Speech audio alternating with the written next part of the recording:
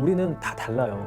뭐 저라는 사람은 조금은 좀 충동적이고 이제 모든 선생님 저보다 훨씬 좀 안정적인 걸 좋아하고 사람이 성격마다 좀 좋아할 수 있는 운동이 좀 달라요. 다면적으로 다이어트를 하지 못하고 하나가 무너지게 되면은 이게 참 지속하기 어려운 게 좀 다이어트고. 닥터 프렌즈.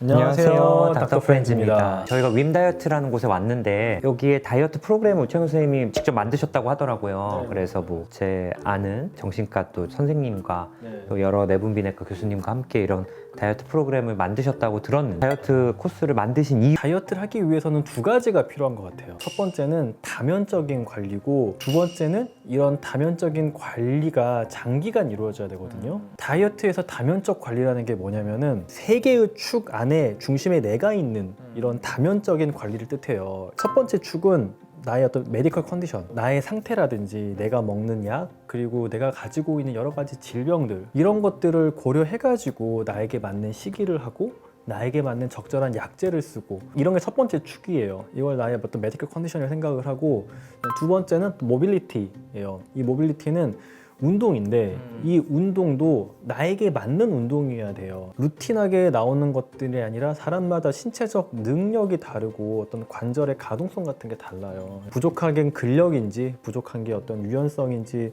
유산소인지 이런 거에 맞춤의 운동이 좀 필요하다고 생각을 했어요. 그리고 이 다른 세 번째 축은 심리적인 부분, 마인드적인 거예요. 최근에 또 다이어트로 고민하고 있는 많은 분들 이야기해보면요, 배고파서 먹는 게 아니에요.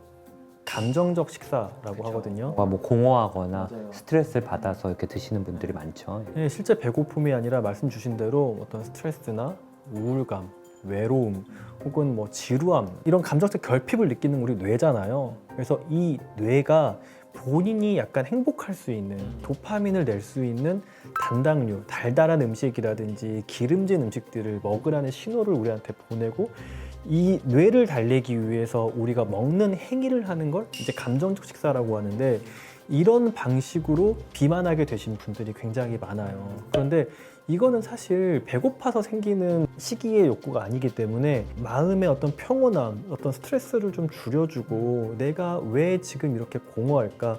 내가 지금 왜 이렇게 외로울까? 내가 먹는 거에 어떤 감정적인 원인을 찾아가고 그 원인을 좀 해결해 줄 수 있는 근본적인 나의 해결책에 대한 고민이 필요해요. 내가 이런 생각을 인지하게 됐다면 적절한 대체 행동도 있어야 되고요. 이런 것들과 또 현대인들 우리가 모두가 빠져 있는 굉장히 큰 문제인데, 스트레스 관리, 나를 지키기 위한 나의 스트레스 관리라든지 어떤 적절한 대체 행동, 이런 것들이 이루어져야 나의 그 마인드의 축이 또 설 수 있거든요. 메디컬 컨디션, 그리고 나의 모빌리티, 그리고 나의 어떤 마인드, 이 세 개의 축 안에 이것들이 하나라도 무너지면 안 돼요. 세 개가 같이 서 있어야 되는데 이 중심에 또 내가 있어야 돼요.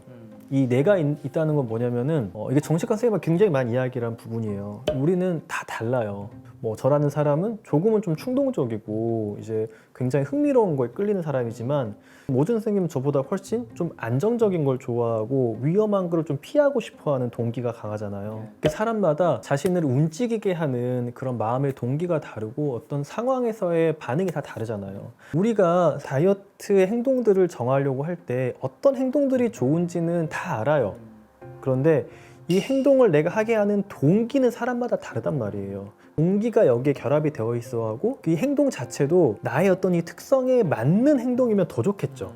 이 중심에 나를 두고 어떤 나의 마음 관리라든지 음식에 대한 관리라든지 나의 어떤 신체에 대한 관리들이 이루어져야 된다. 다면적으로 다이어트를 하지 못하고 하나가 무너지게 되면은 이게 참 지속하기 어려운 게 좀 다이어트고, 이런 것들이 생활이 많이 무너지신 분들은 적어도 3개월 이상은 좀 해줘야 새로운 우리가 마음의 어떤 힘을 얻고 자신의 생활을 이렇게 좀 건강하게 끌고 나갈 수 있는 동력이 되는구나라는 걸 이제 이준용 쌤과 계속 이야기하고 하면서 좀 많이 느꼈거든요. 이렇게 영상으로 이야기하는 것도 어떤 분들께는 도움이 되지만 자기의 어떤 이런 삶을 다면적으로 세우는 게 어려우신 분들도 굉장히 많은 것 같아요. 그런 분들한테는 우리가 직접적으로 만나서 이야기하고 생활을 좀 보고 더 맞춤으로 뭔가 이렇게 우리가 솔루션을 드릴 수 있으면은 어떤 분들은 더 도움 받을 수 있겠다라는 생각으로 좀 이렇게 오랜 시간 동안 준비했죠. 1년 넘게 그러게요. 짜고 뭐 다시 하고 짜고 다시 하고 사실 여러 선생님들이 있어요. 지금 프로그램 안에 여러 선생님들이 계셔서 계속해서 전에 없던 이런 다이어트에 대한 이야기들을 해보고 싶어요. 왜냐면 너무 많아요. 지금 다이어트로 고통받고 있는 분들이 사회적으로도 점점 이게 개인들이 고립되고 스트레스 자꾸 받으니까 받은 스트레스를 또 앞서 말한 대로 건강하지 못한 방식을 풀면서 이 정말 비만이 해결되지 않은 문제가 점점 되는 거거든요. 좀 이런 것들에서 개인들을 좀 지킬 수 있는 방법들을 누군가 좀 고민을 하고 잘 이렇게 프로토콜 하면 좋겠다라는 생각이 들어서 이렇게 좋은 기회에 합류해가지고 짜게 됐습니다. 그래서 어떻게 하시는지 보면서 계속 발전시켜 나가야죠. 한번 오세요. 사람이 성격마다 네. 좀 좋아할 수 있는 운동이 좀 달라요.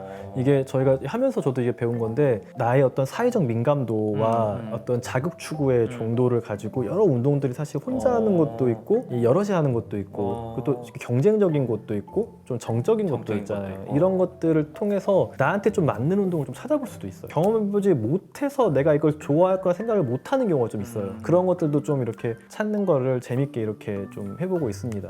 네, 한번 가겠습니다. 네, 알겠습니다. 감사합니다. 감사합니다.